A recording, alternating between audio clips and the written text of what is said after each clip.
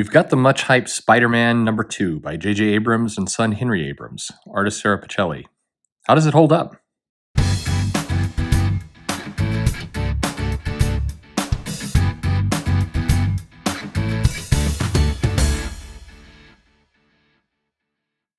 Hey there, this is Perch. Some analysis on the Spider-Man comic. So the first issue did extremely well. The sales were really high.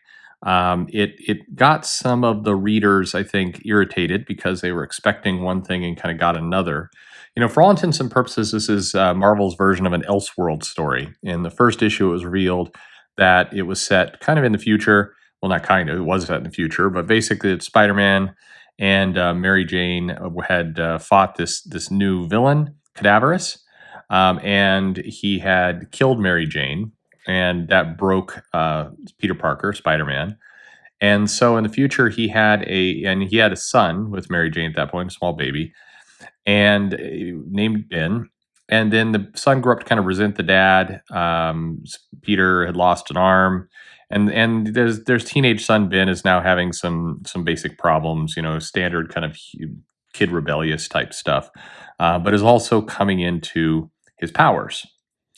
So in the last issue, he realized he had powers. He was on the ceiling, living with Aunt May. Peter is kind of off away as a broken man doing photography somewhere, and that's where it left us. So, like I said, the issue did extremely well in terms of sales. It sold very high, but there was very little commentary on it. So people were, not a lot of chatter, not a lot of review. So, which is unusual when you have a huge selling book and just kind of quiet. It's an odd sign. But at any rate, so we get into this issue. We've got Cadaverous kind of at the beginning. Don't really know who this villain is, but he's kind of fused head in robot kind of machine type character. And he's saying threatening things and doing threatening things, basically kind of waiting for another Spider-Man to show up. If you read the Spider-Verse storyline a couple years back, it has that same kind of vibe to it of somebody's hunting spider characters, but he has some kind of connection to Spider-Man and calling his children. There's some indication that maybe this is Norman Osborn under here in some way, and this the craziness is related to kind of how he stayed alive and kept going. Could be hard to say. Anyway, so we get into the issue. Peter's off in a kind of war-torn third world country photographing some damage while Aunt May's doing the parenting. Classic absentee dad. Way to go, Peter. With great power comes, well, no responsibility. Anyway, so he's taking photos. Ben Parker is angry, hates his dad, but he's got a new girlfriend at school. It's cheerful little punky Faye Ito, and she is, got all the rebellious stuff. Got a little kind of some face paint on there and dyed hair and a nose ring, and she looks all quirky, wearing her quirky clothes. So she likes him, so she's gonna go hang out with Ben Parker, who decides the best way to dispose of some evidence is always to go out to the barbecue and burn it. This is what I do for all the evidence I need to destroy. I go to the barbecue and I burn things. The challenge is you then spend like an hour with Home Depot grill cleaning tools trying to get that vinyl or clothes smell off there. I mean, when I've had a long night of superheroing and I burn my superhero costume on the grill, the residue is a problem. That's always the case. Anyway, so he burns the costume, and that's going to take care of all the problems. Meanwhile, Faye comes over. No, she's got a little homemade. She's a cosplay hero with a crazy costume.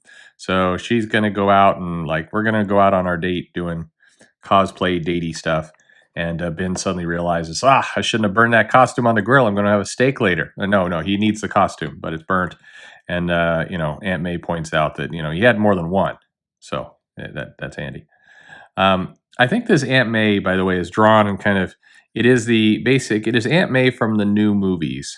So maybe this is the future of the current movie version of Spider-Man. It has that feel to it. Aunt May's like an older version of that, because if it was the older Aunt May from the comics, I mean, she'd be completely dead at this point. But anyway, whatever. That'd be that aside. So Spider-Man and Faye the like the Catwoman, Batman, a little bit of steampunk with a backpack and a star on it, cosplay, wrestling tights that show off a little bit more butt than she probably wants to.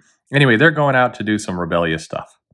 Meanwhile, Cadaver's in doing some plotting with his little, you know, robot creature things, and he's got a bunch of bottles of Gatorade that he's hanging out with. Gonna kind of heal ourselves and so on. So, again, who's his character? I have this feeling that it's related to again to Osborn. I think there's an we're subverting expectations, so it feels like this is an Osborn connection there.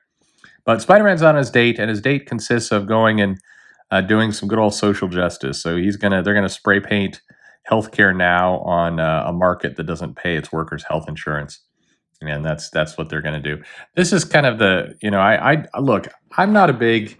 I don't care if comics want to be about social justice because a lot of the hero-y stuff is social justice. Green Arrow did a lot of social justice, but make it smart social justice. Like this is the sad kind of place that we've landed where the fantasy. I mean, I guess they're supposed to show kind of immature, kind of young, dumb kids who are trying to save the world through spray painting angry slogans on businesses that are being kind of lousy to their workers. So anyway, they go and they spray paint a. It's hard to say what this is. Like it's called Golden Tex. Is it a bank? Kind of looks like maybe a bank. It's got a big gold revolving door, but they're spray painting Predator on it because I don't know. They do bad loans, I guess. I mean, it's fine enough. It's like kids hijinks, but we get quite a few pages on the hijinks, and then the cops show up and they decide to run for it. So they run, and then Ben Parker remembers he's got web shooters, so he goes ahead and fires up into the air. And they fly up, and she grabs hold of him, and off they go. He's swinging around, and he reveals his secret that his dad is Peter Parker, Spider-Man, and he has this crazy powerful. And of course, he's being photographed everywhere because they run into a big sign, and there's kind of a question in the first issue: where are all the other heroes? And here they run into a billboard that says "Remember the Great Departed." It's got the Hulk and Black Widow and Cap and Thor. And a few pages later, we hear that Tony Stark is the only surviving member, is refusing to comment. So anyway, Peter finds out that his old son's going out on a good old spider date, and Cadaverous does too.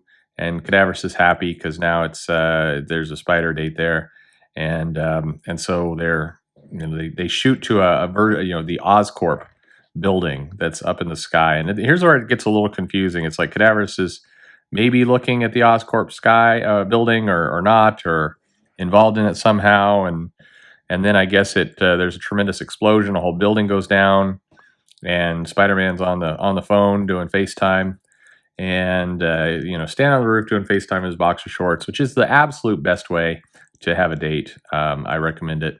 It's that's what impresses the chicks. That's CHIX.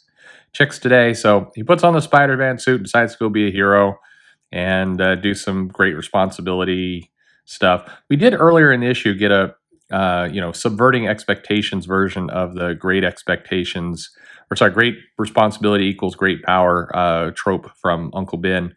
And his new girlfriend tells him, you don't have great responsibility because you have great power.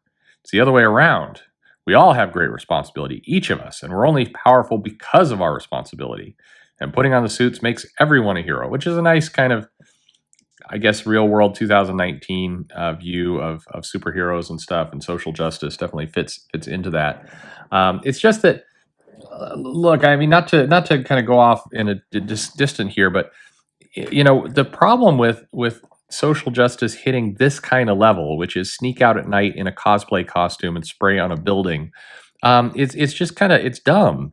And there are a lot of charities, there are people out there who work really hard every day to feed homeless, to create shelters, to invest in medication, to try and help people with tangible things.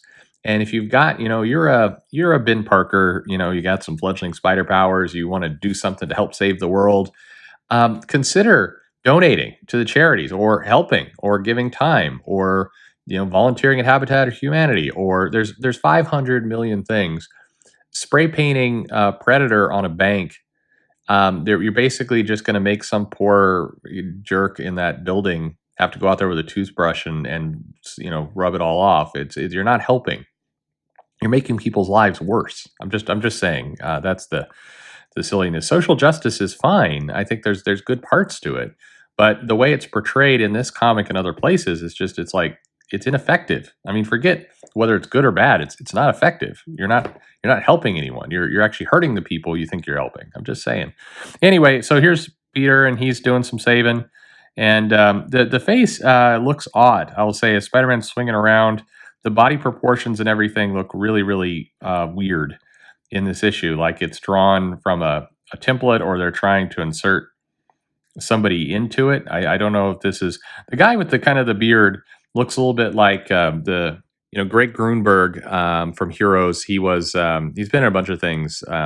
He's in The Force Awakens with Abrams. But anyway, this character looks like him. It's like they drew in this Greg Grunberg guy because he's just kind of hanging out and having a conversation with Peter. And the way he's drawn is just really, really awkward. The face keeps changing from panel to panel in the proportions, which makes me think he was kind of inserted. Anyway, there's some odd art here. Sara Pichelli, I'm a fan of. I think she does good work, but there's some images in here that are just look like they're really hastily drawn or inked badly or something. And for a major comic that they're promoting like crazy with Abrams, you'd think that they'd either want to give her some more time or find an inker or something, because there's art here that looks really good, and then there's art that's just terrible, that has strange body proportions. And Spider-Man goes from looking kind of muscly in one end and completely scrawny like a kid, like he should look, in another, and it's just very strange. But anyway, after a night of adventuring riding on the bus, old Ben gets home, and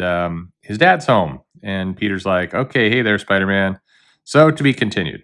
We're gonna have some more stuff here. So I think some people probably really bash on this issue. I don't. It's not a terrible issue. It's telling its Elseworld story. It's just some odd pieces to it. Like I said, the art got weird. In the back, they credit an inking assistant. I'm not sure exactly what that means. If somebody kind of came in and just inked some of the pages, so kind of an odd way to put it. But okay, there's some odd choices here. The art looks strange, and I think here's some teens doing some social justice is either meant to be kind of peak irony or just just kind of odd. I don't know. There's the storytelling is kind of hiccupy, and I'm curious to see how this comic, I think 5 issues is what we get here. This little series plays out in terms of sales, because the first issue just did monster sales, and I'm going to be a little surprised if it holds up based on kind of the story and everything else. The villain not really catching. Anyway, what do you think? Did you like the issue? Big fan? Let me know in the comments. What did you like? What didn't you like? Am I off base with some stuff here? I mean, there's some gorgeous pages in here, and then there's some that are just kind of kooky. So, there you go. Leave me a comment, like, subscribe if you don't mind. Always happy for your subscriptions. Tell a friend if you wouldn't mind. Follow me on Twitter at Comic Perch, and thanks for listening.